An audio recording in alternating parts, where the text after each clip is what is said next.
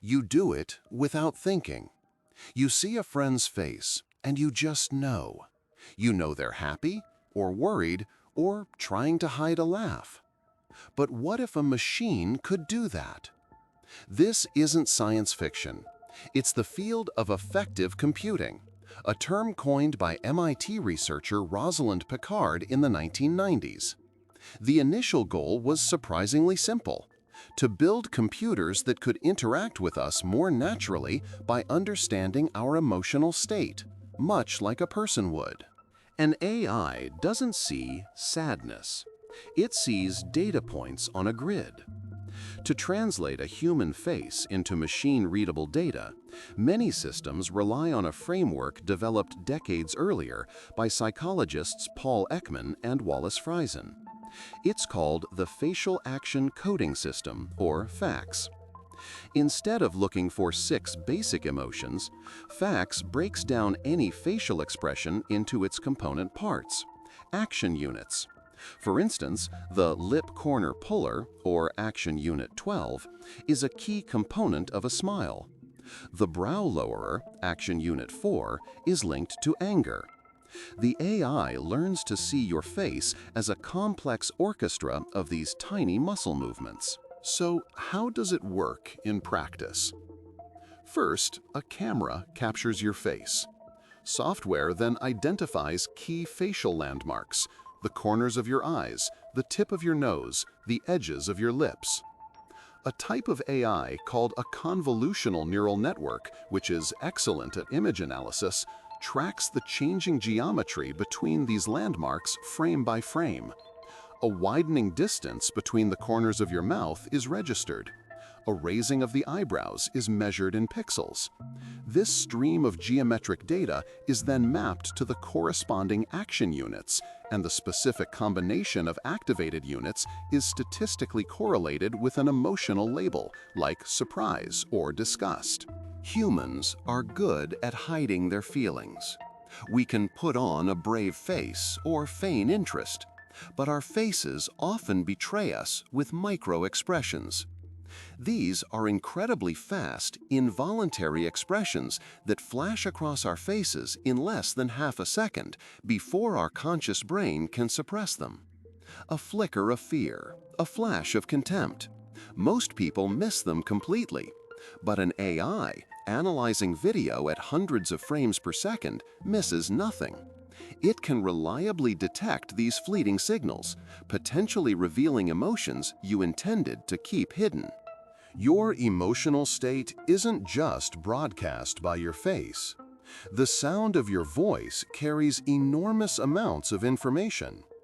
Effective computing systems analyze your vocal prosody, the rhythm, pitch, and volume of your speech. A strained, high-pitched voice can signal stress even if your words are calm. Your posture is also data.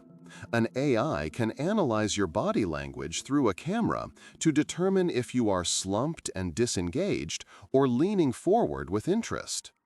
Combined, this multimodal analysis creates a much richer and more invasive picture of your internal state. Here is the fundamental flaw. A system might detect Action Unit 12, a smile, and conclude you are happy. But are you? You might be smiling because you're nervous, or because you're trying to be polite, or even out of contempt. The AI has no context. It doesn't know you're at a funeral or in a tense business negotiation. Furthermore, expressions are not universal. A gesture that is benign in one culture can be deeply offensive in another. The AI is a powerful pattern-matching machine, but it lacks the one thing essential for true understanding: wisdom. This technology is already being deployed. Some modern cars use internal cameras to detect if a driver is getting drowsy, potentially preventing accidents. In call centers, software analyzes customer voice patterns to detect frustration and route the call to a specialist. Market research firms use it to gauge second-by-second reactions to new movie trailers or commercials. But what happens when this is used to screen job applicants? An AI could label a perfectly qualified candidate as lacking confidence based on nothing more than a nervous facial tic. The most powerful application might be in persuasion.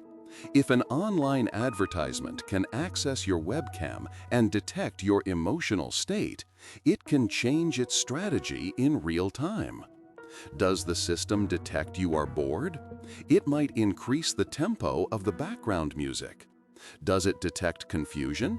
It might display a simpler message with a clear call to action. This is emotional adaptive content, a system that doesn't just sell you a product, but learns and exploits your emotional triggers to do it more effectively. You become an active participant in your own manipulation without even knowing it. What happens to us when we know we're being watched by these systems? We might begin to perform. A customer service worker, knowing they are being scored on empathy, might practice the perfect sympathetic expression in the mirror.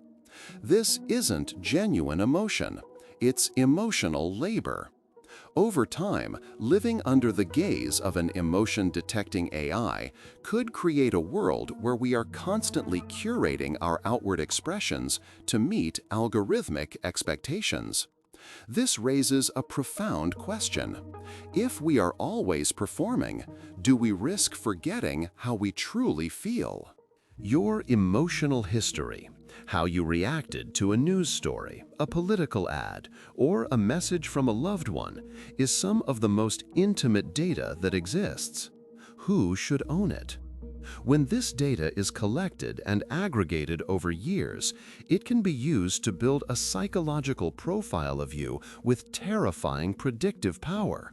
It could predict your political leanings, your vulnerabilities, and your future behaviors. The challenge of affective computing isn't just about technological accuracy. It's about whether we are prepared to live in a world where our innermost feelings are no longer our own. Monotony has grown fast. Nearly 2,700 people have watched in the last few weeks, yet less than 0.03% are subscribed. It would mean a lot if you joined by hitting subscribe. And again, thanks for watching.